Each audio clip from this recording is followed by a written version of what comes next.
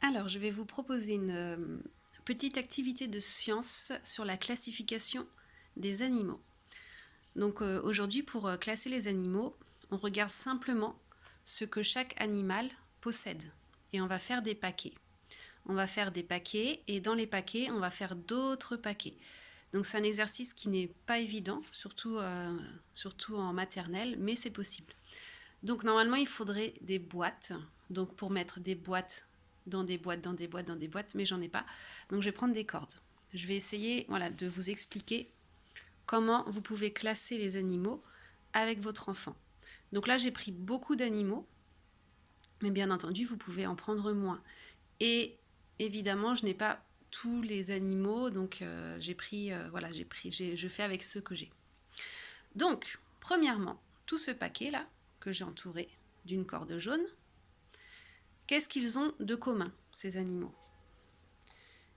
Eh bien, ils ont une queue, ils ont une tête, des yeux et des pattes. Donc voilà ce qui les relie entre eux. Une queue, une tête, des yeux et des pattes. Ensuite, à l'intérieur de ce paquet, je peux faire encore deux paquets. J'ai des animaux qui sont à plumes. Donc je vais les mettre de côté. Mes animaux à plumes, je vais faire un paquet. Et je vais le nommer plume. Et si je veux aller plus loin, mais je ne suis pas obligée, plus on va loin, plus c'est complexe. Mais là, j'ai essayé de faire vraiment le plus simple pour un enfant de maternelle. Si je veux diviser ce paquet en deux, je peux encore le faire. Il suffit que je mette l'oie toute seule, parce que l'oie, à la différence de la poule, elle a les pattes palmées. Hop. Donc je fais un petit paquet, pattes palmées, parce que l'oie, elle peut nager. Elle nage sur l'eau avec ses petites pattes. Ensuite, ici, tous ces animaux, donc s'ils n'ont pas de plumes, ils ont des poils. Donc je fais un paquet, un grand paquet poils. Hop, et j'enferme tous mes animaux qui ont des poils. Alors certains ont des longs poils, certains ont des poils très courts, certains ont des poils très touffus, très denses, donc d'autres ont des poils très courts, très fins qu'on ne voit à peine, comme le rhinocéros, comme l'éléphant, comme le cochon. On ne voit pas très bien leurs poils, mais pourtant ce sont tous des animaux à poils. Donc je mets le petit papier ici, je vais le mettre là, à poils. J'espère que vous suivez.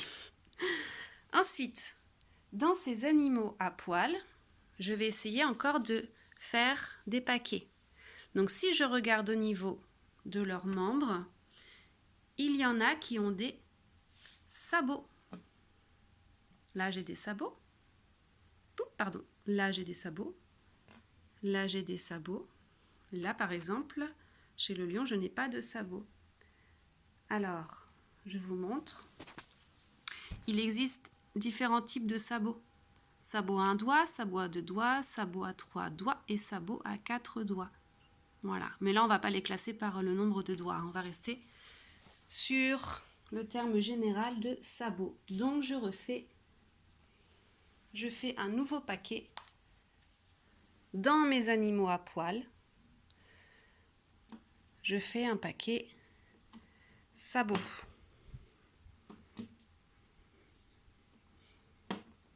Hop. Et donc, je vais enlever les animaux qui n'ont pas de sabots. Donc, j'enlève le tigre, j'enlève le lion, j'enlève le chien et j'enlève le guépard. Et ces animaux que j'ai enlevés des sabots, hop. S'ils n'ont pas de sabots, ils ont des coussinets. Alors les coussinets, ça a plusieurs objectifs. pourquoi les animaux ont des coussinets?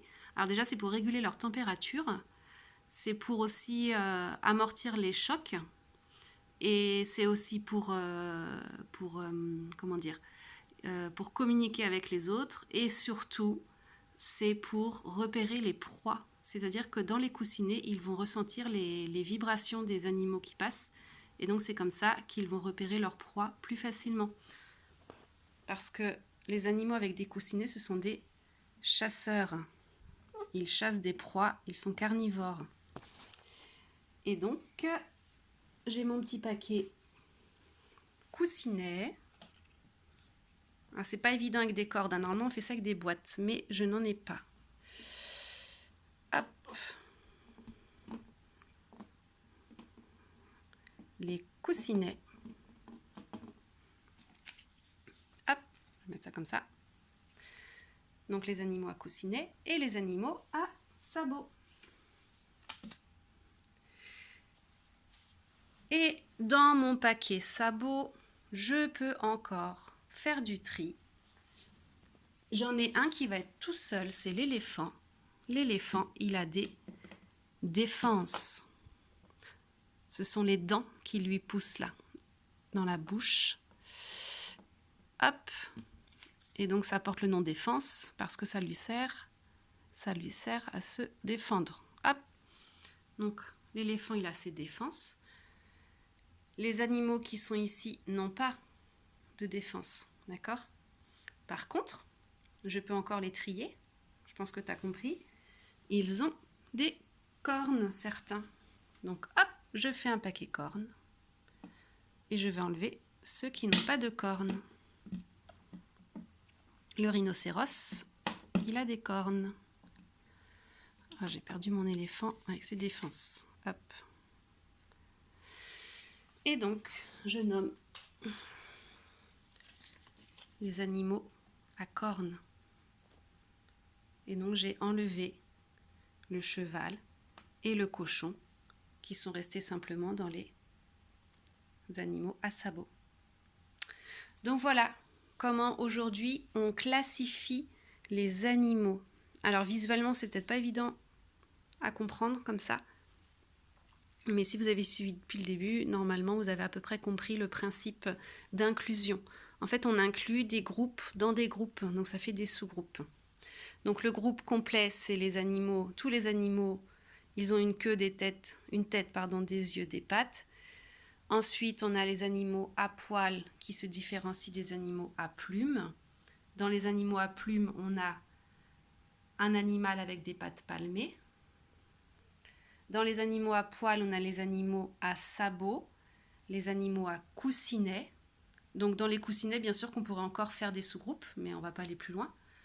Dans les animaux à sabots, on a les animaux qui ont des cornes, qui n'en ont pas, mais on ne va pas classer sur ce qu'ils n'ont pas, d'accord? C'est pour ça à chaque fois c'est un petit papier sur ce qu'il y a, ce qu'on voit. Et il y a un animal là, l'éléphant, avec des défenses. Par exemple, si j'avais mis l'hippopotame, j'aurais pu mettre l'hippopotame avec l'éléphant. Parce que l'hippopotame, il a aussi des défenses. Voilà, j'espère que ça vous a plu. Donc, vous pouvez essayer avec votre enfant. Alors là, je suis allée un petit peu loin. Hein. Ça serait plutôt du niveau cycle 2. Hein. Mais vous pouvez essayer. Vous pouvez faire peut-être, je sais pas moi, déjà 3 groupes. Ça pourrait être déjà bien. Vous sélectionnez des animaux que votre enfant connaît bien. Et puis, n'hésitez pas à utiliser Internet hein, pour voir ce que l'animal possède, tout simplement. Voilà, je vous souhaite une bonne journée.